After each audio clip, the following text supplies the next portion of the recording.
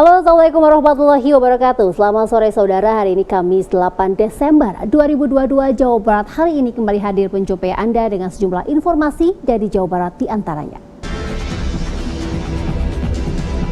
Kepala BNPT tinjau TKP bom Polsek Astana Anyar.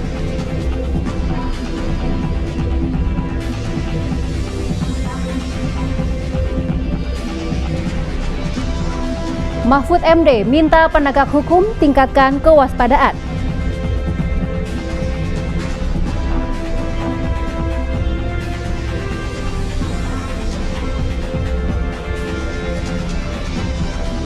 Gubernur Jawa Barat takziah korban dari bom bunuh diri.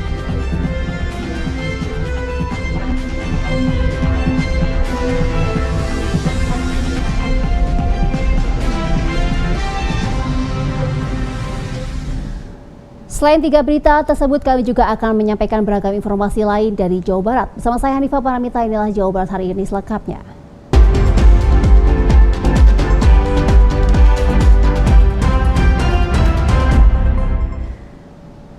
Kepala Badan Nasional Penanggulangan Terorisme BNPT Komjen Pol Dr. Boy Rafli Amar meninjau lokasi kejadian bom Polsek Astana Anyar, Kota Bandung tadi pagi. Kepala Badan Nasional Penanggulangan Terorisme BNPT Komjen Pol Dr. Boy Rafli Amar meninjau langsung lokasi kejadian bom Polsek Astana Anyar, Kota Bandung, Jawa Barat pada Kamis pagi. Dalam peninjauannya ini, Boy Rafli menyebutkan titik-titik kejadian masih dilakukan penyelidikan dan pengembangan lebih lanjut terkait aksi pelaku terorisme. Negara sangat mengecam keras aksi pelaku yang menewaskan 1 anggota kepolisian. BNPT menyebutkan jika hingga saat ini pihak kepolisian masih menjadi target sasaran dari kelompok-kelompok pelaku terorisme karena pihak kepolisian dianggap sebagai garda terdepan dalam membasmi kelompok terorisme di Indonesia. Boy Rafli juga mengajak kepada masyarakat untuk ikut serta mencegah ideologi kekerasan yang disebabkan para pelaku terorisme. Prinsipnya soal TKP saya lihat masih ada tersisa beberapa kegiatan yang masih perlu dilakukan. Tetapi dari peristiwa yang terjadi pertama, kita negara sangat mengutuk dengan keras. Pasca kejadian ledakan bom yang terjadi di Mako Polsek Astana Anyar pada Rabu pagi kemarin, suasana Mako Polsek ditutup sementara dan pelayanan dipindahkan ke Polrestabes Bandung. Dari Kota Bandung, Agung Jaya Permana melaporkan. Kapolda Jawa Barat Irjen Pol Suntana memberikan keterangan bahwa ada 2 bom yang dibawa terduga pelaku bom bunuh diri yang terjadi di Mapolsek Astana Anyar. 1 bom diledakkan pelaku bunuh diri dan 1 bom lagi telah dijinakkan oleh penjinak bom kemarin. Pasca terjadinya bom bunuh diri di Mapolsek Astana Anyar, Kapolda Jawa Barat Irjen Pol Suntana memberikan keterangan bahwa ada 2 bom yang dibawa pelaku. 1 bom diledakkan bunuh diri oleh pelaku. 1 bom lagi yang ditemukan berada di lokasi, lalu diamankan penjinak bom dan diledakkan di dalam mobil gegana pada pukul 10.45 menit. Irjen Pol Suntana menambahkan serpihan yang ditemukan di toko berupa paku dan paku payung. Proyektil seperti apa, Pak? Menyimpan bom itu di situ gitu dan 1 di bawahnya gitu. Dia bawa 2 gitu ya. 1 yang diledakkan, 1 belum sempat diledakkan. Ya. Itu ya. Pak Kapolda, untuk proyektil apakah bom paku atau seperti apa Pak Kapolda? Kalau dari TKP yang mungkin teman-teman lihat, serpihannya itu memang berupa paku dan paku payung ya. Untuk korban berjumlah 11 orang, 1 diantaranya meninggal dunia atas nama Sofyan, anggota Polri berpangkat Aibtu, dan salah satunya warga yang melintas menderita luka ringan. Dari Kota Bandung, Abi Aditya melaporkan. Wakapolda Jabar melaksanakan inspeksi ke TKP. Selain itu, warga masih merasa khawatir dan trauma dengan aksi bom bunuh diri kemarin. 1 hari pasca aksi bom bunuh diri yang dilakukan Agus Sujatno di Mapolsek Astana Anyar pada Rabu pagi kemarin, Wakapolda Jawa Barat meninjau pengamanan di Mapolres Astana Anyar pada Kamis pagi. Dalam tinjauannya, Wakapolda memberikan arahan langsung kepada anggota kepolisian yang berjaga untuk memperketat area Mapolsek Astana Anyar. Selain itu, masyarakat sekitar juga mengaku masih merasa khawatir serta trauma dengan aksi bom bunuh diri di halaman Mapolsek Astana Anyar pada Rabu pagi kemarin. Selain itu, suara ledakan yang dihasilkan dari bom tersebut juga sangat keras hingga terdengar jauh. Pas kejadian tuh gimana Pak? Bisa terjadi itu? Pas Bapak lagi ngapain? Lagi ini kan parkir ke belakang, si motor itu diparkir di sana yang pelaku Dekat apa tuh? di kelurahan itu. Dekat kelurahan. Ya Terus Bapak lihat nggak pelaku jalan atau gimana? nggak tahu, nggak lihat waktu itu, jadi balikan dia sih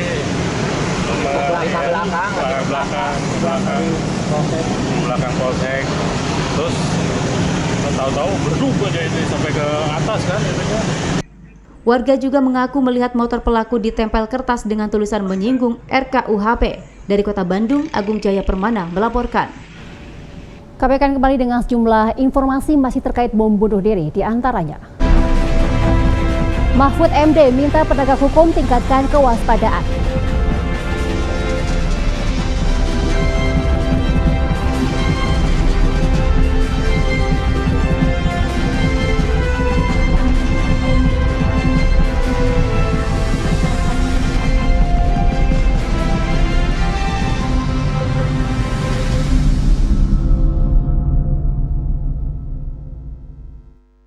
Ayo, cegah stunting.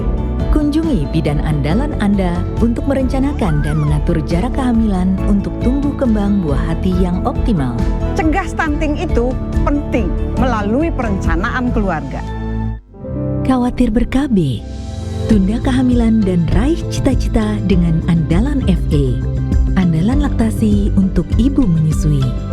Ber-KB itu mudah. Andalan pilihan perempuan Indonesia.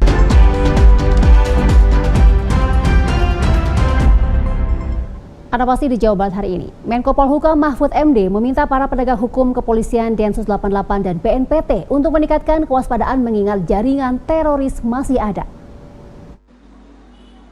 Menteri Koordinator Bidang Politik, Hukum, dan Keamanan Mahfud MD menjadikan bom bunuh diri di Mapolsek Astana Anyar sebagai momentum untuk meningkatkan kewaspadaan. Ditemui usai menengok salah seorang korban bom bunuh diri di Rumah Sakit Immanuel Bandung, Menko menilai bahwa peningkatan kewaspadaan harus dilakukan aparat keamanan baik itu Polri, Densus 88, dan Badan Nasional Penanggulangan Terorisme atau BNPT, mengingat jaringan terorisme yang masih hidup meski dari sisi aktivitasnya sudah mengalami penurunan.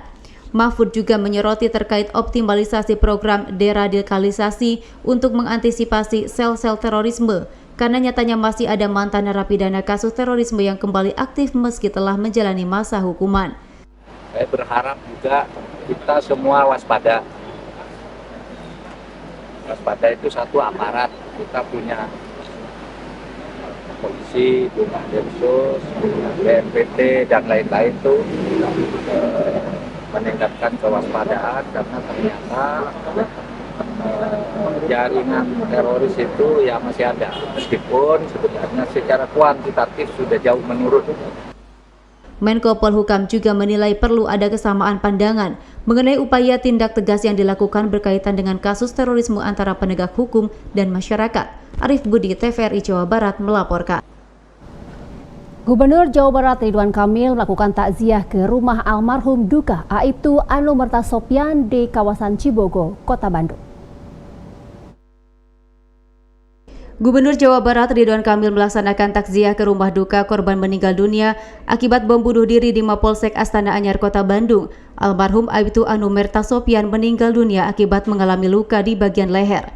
Gubernur Jawa Barat juga menyampaikan rasa duka cita mendalam kepada keluarga korban. Di samping itu, Ridwan Kamil juga memberikan santunan kepada pihak keluarga korban. Menurut Gubernur Jawa Barat, dirinya dan juga istrinya sengaja mendatangi rumah duka untuk mendoakan almarhum. Bukan dari pangkatnya, tapi dari kebaikan dan kebermanfaatan hidupnya. Dia harus semangat sekolah, terus jadi kebanggaan keluarga. Seperti diberitakan sebelumnya, almarhum meninggal dunia akibat terdampak ledakan dari bom bunuh diri yang terjadi di halaman Mapolsek Astana Anyar, Kota Bandung pada Rabu pagi. Dari Kota Bandung, Abi Aditya melaporkan. Almarhum Sopyan, anggota Polsek Astana Anyar yang menjadi korban bom bunuh diri saat apel di halaman Polsek Astana Anyar Rabu kemarin tepat pukul 15 petang tiba di rumah duka di kawasan Jalan Terusan Cibogo Atas, Kota Bandung untuk dipulasara oleh keluarga. Tak ayal, suasana tersebut membuat isak tangis keluarga. Isak tangis keluarga pecah saat almarhum Aibda Sopyan, anggota Polsek Astana Anyar yang menjadi korban bom bunuh diri saat apel di halaman Polsek Rabu kemarin, tepat pukul 15 waktu Indonesia Barat tiba di rumah duka di kawasan Jalan Terusan Cibogo Atas, Kota Bandung. Almarhum Aibda Sopyan yang merupakan anggota Babin Kamtibnas Polsek Astana Anyar usai tiba dari mobil ambulans langsung dimandikan pihak keluarga. Untuk dipulasara, Udin Mustafa, kakak almarhum, mengatakan kaget dan syok dengan adanya kabar bahwa adiknya meninggal menjadi korban bom bunuh diri. Lagi apa udah Pak? Lagi apa ya? Yang Bapak tahu itu kronologisnya seperti apa sih Pak? Yang Bapak tahu, cuman benar beritanya lagi apel baru kejadian. Pak, di mata Bapak sendiri korban seperti apa sih Pak?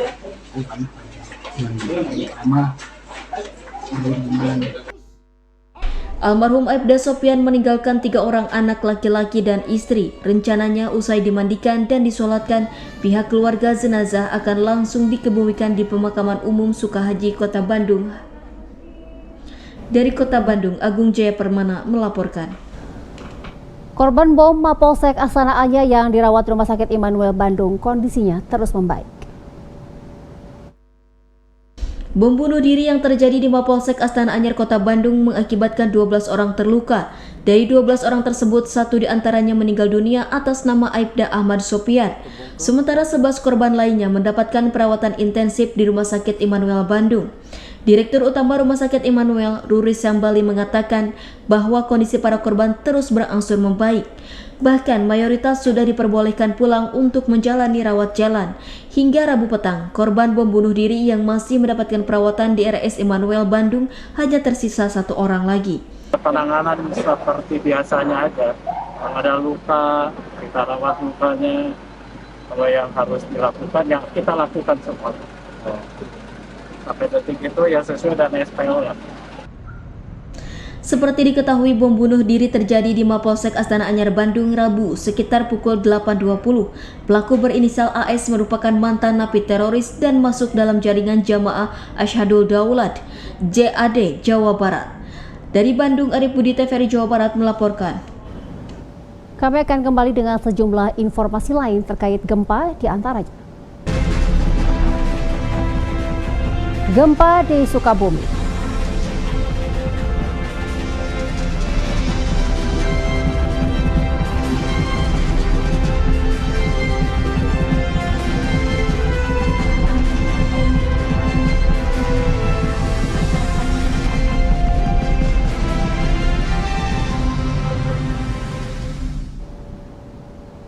Terima kasih Anda masih bersama kami. Saudara, gempa berkekuatan 5,8 skala Richter yang terjadi di Kota Sukabumi dengan kedalaman 104 km membuat kepanikan warga, termasuk ratusan siswa sekolah dasar yang sempat viral menangis. Untuk informasi selengkapnya kita akan mendengarkan laporan dari Frederico Sinatria. Halo Frederico, selamat sore.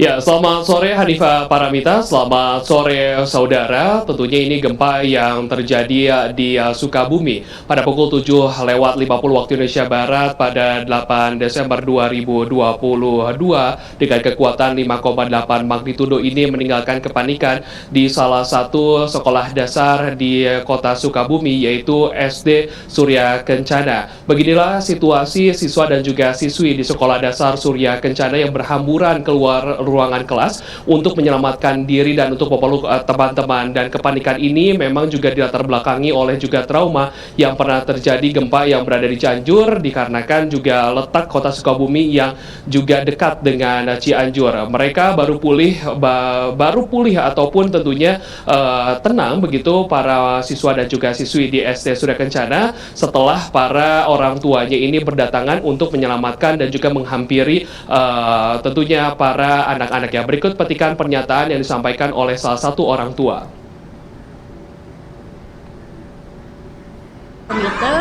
Pada saat menunggu tiba-tiba ada gempa gitu kan, kita khawatir tuh melihatnya anak-anak yang di lantai atas, yang kita khawatirkan tuh untuk beradu di tangga gitu loh. Jadi anak-anak tuh langsung berkumpul di lapangan.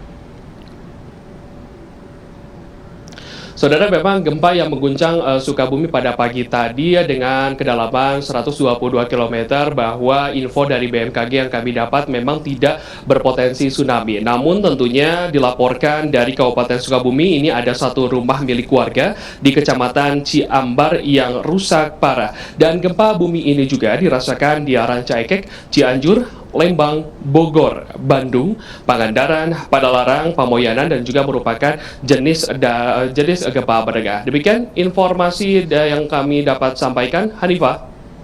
Terima kasih Federico atas laporan Anda. Selamat bertugas kembali.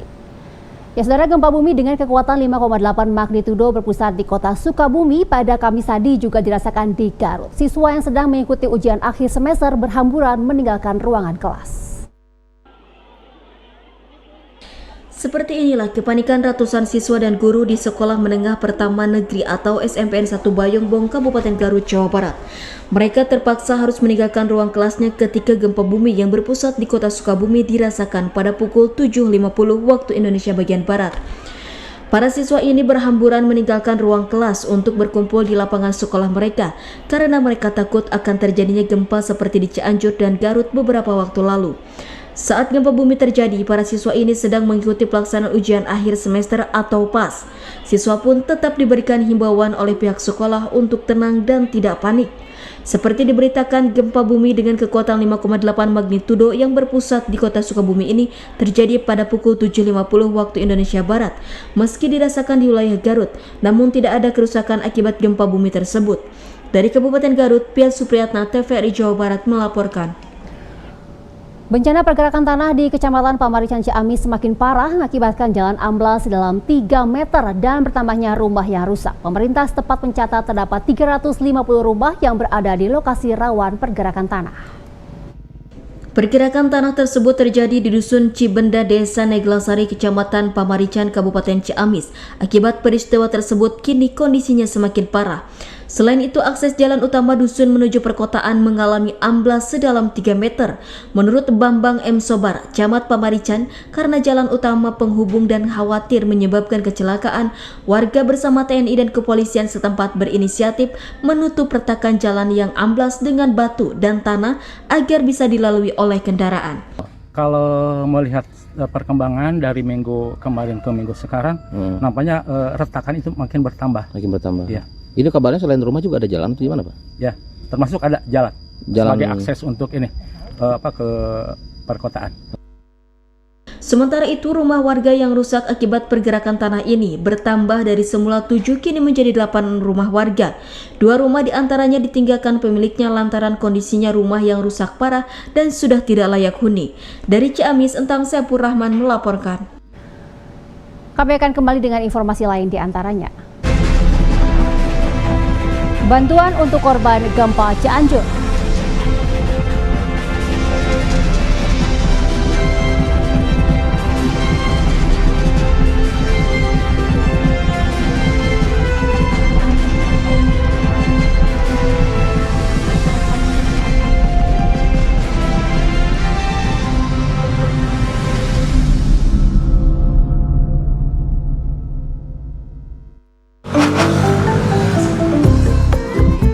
Mari Pak. Mari. Iya, ini masih kawan air. Wangi banget Bu. Ya, mana cukup.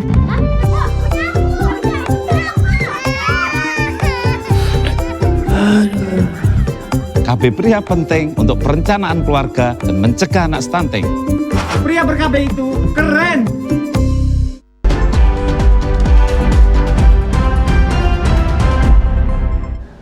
Terima kasih Anda masih bersama kami. Korban bencana alam gempa di Cianjur berharap bantuan yang diberikan beragam lapisan masyarakat. Tidak hanya bahan pangan namun juga obat-obatan, alas tidur, pakaian, serta kebutuhan balita.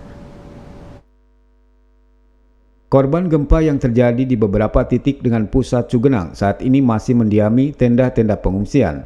Bertahan di tenda pengungsian karena warga korban gempa masih mengalami trauma akan terjadi gempa susulan. Meski dalam beberapa hari ini volume guncangan gempa intensitasnya menurun, namun curah hujan yang cukup tinggi tetap mereka waspadai. Sebagai wujud keprihatinannya sekaligus memberikan motivasi semangat bagi warga korban gempa, Persatuan Artis Musik Melayu PAMI Cimahi memberikan bantuan paket sembako dan cemilan untuk anak-anak warga korban gempa. Ketua PAMI Kota Cimahi Alfonsus Sitohang mengungkapkan bantuan yang bersifat umum berupa kebutuhan pokok dapat mengurangi beban yang diderita masyarakat. Dalam waktu dekat, PAMI Kota Cimahi kembali akan menyalurkan bantuan sesuai yang diharapkan korban gempa berupa obat-obatan, selimut, dan kebutuhan pokok anak-anak serta balita. Ini merupakan kepedulian kami terhadap warga yang kena musibah. Adapun sembako yang kami bawa di sini berupa keperluan rumah tangga seperti Indomie,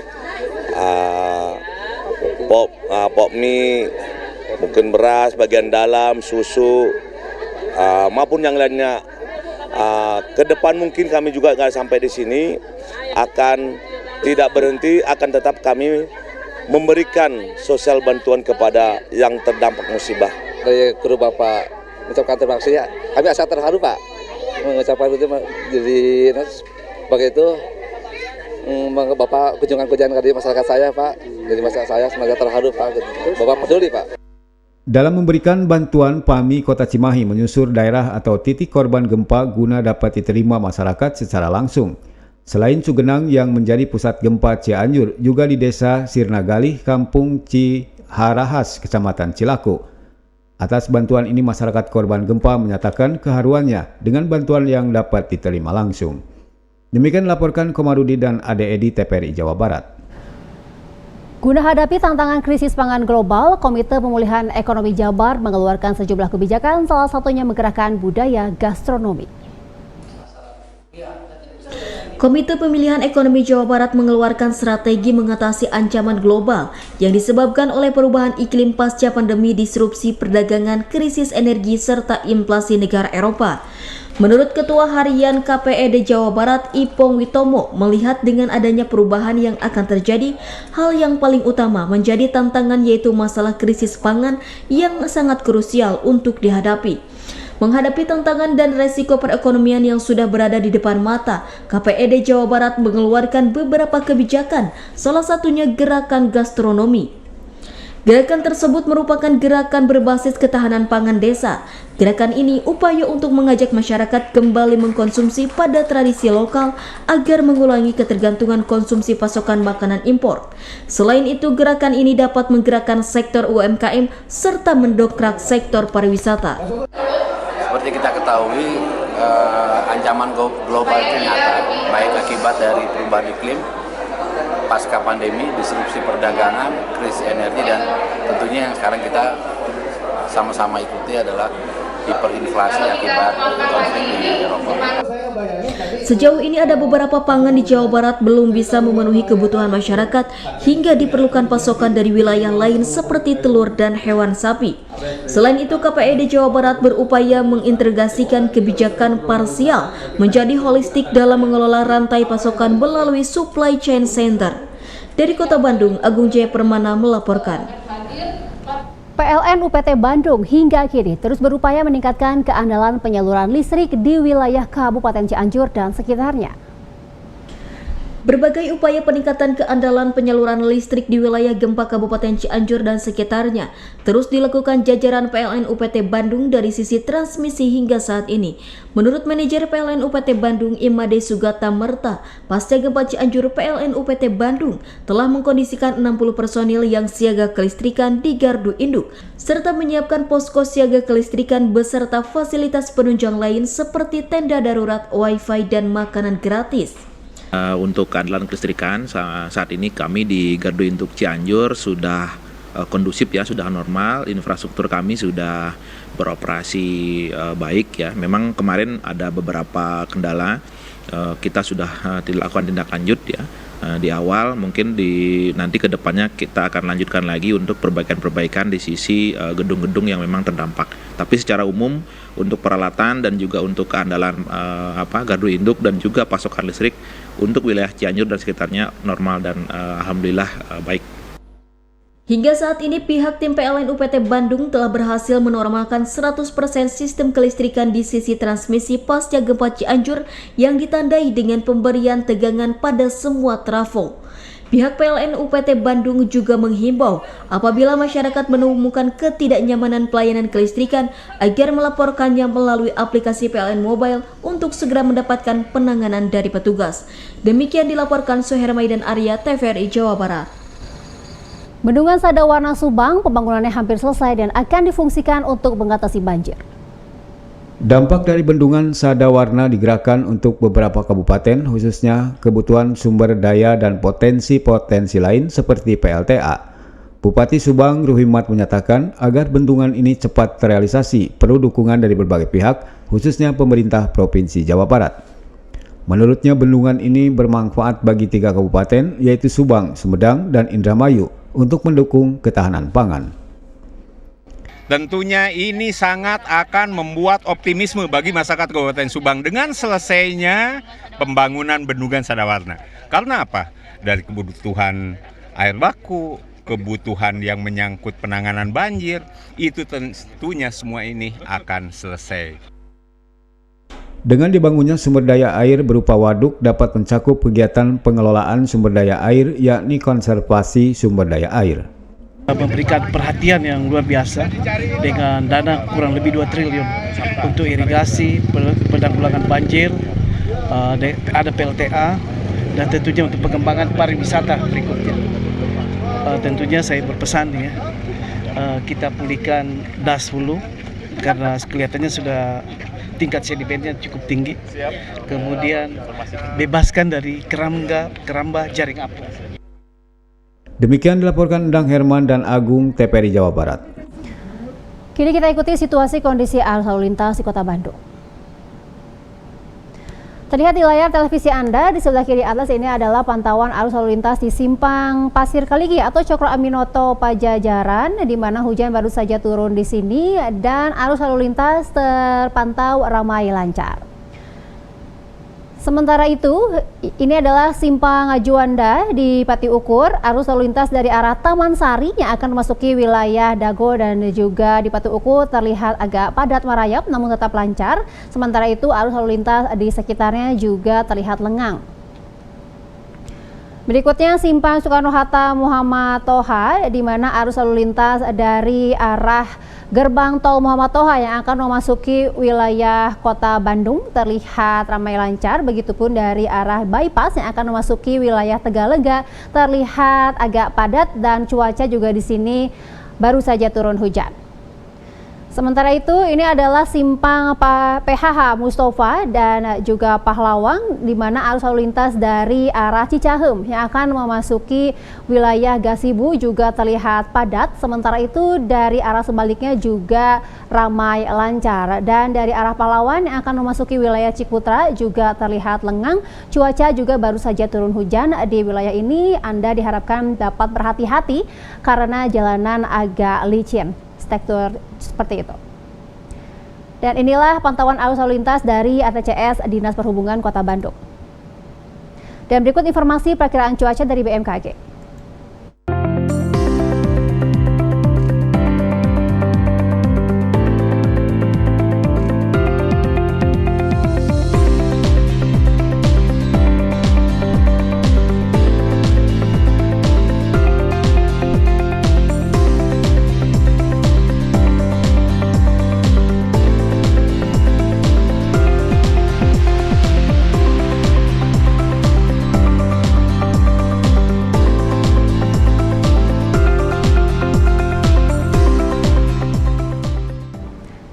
Informasi cuaca tadi menutup perjumpaan kita kali ini. Saya Hanifah Paramita mewakili seluruh kerabat kerja yang bertugas mengucapkan terima kasih atas perhatian Anda.